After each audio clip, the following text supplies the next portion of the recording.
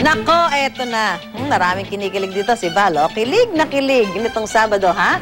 At nasaksihan ko po yung pag-iisang dibdib ng co-host ko dito sa Kape at Balita ni si Maris Umali at sa news anchor na si Rafi Tima. May dance number pa sila, Mr. at Mrs. ha?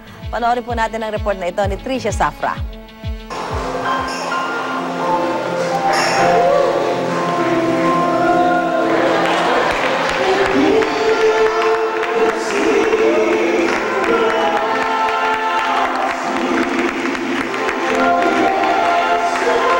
Magkaibigang nagkaibigan. Yan ang istorya ng pagmamahalan ni Rafi Tima at Maris Umali na pinagtibay pa ng kanilang pag-iisang dibdib nitong Sabado. Sinaksihan ng mga mahal sa buhay, kaibigan, kaanak at mga katrabaho ang kanilang pangako sa isa't isa ng habang buhay na pag-ibig.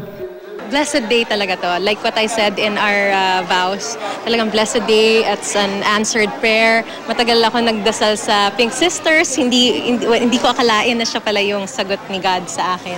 Hindi ko ma-describe kung ano nararamdaman ko ngayon habang naglalakad si Maris kanina, sobrang hindi ko alam kung ano emosyon ko. Pero overall talagang sobrang saya.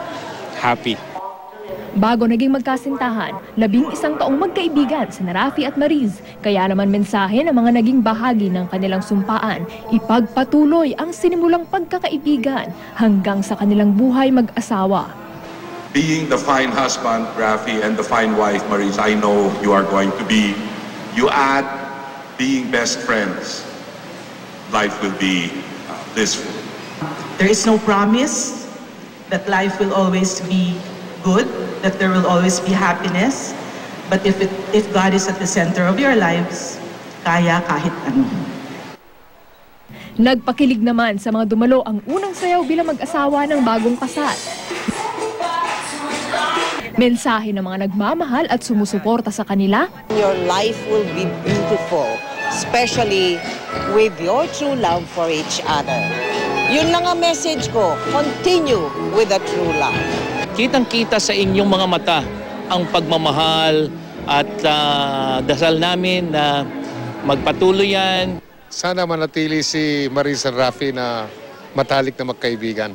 Yun ang magiging susi at sikreto sa pagsasama nila hanggang kung kailanman. I hope na ang susunod dyan sunod-sunod ng mga anak. Blessings yun Kaya good luck. Ito ang inyong ninong, ang inyong naging saksi.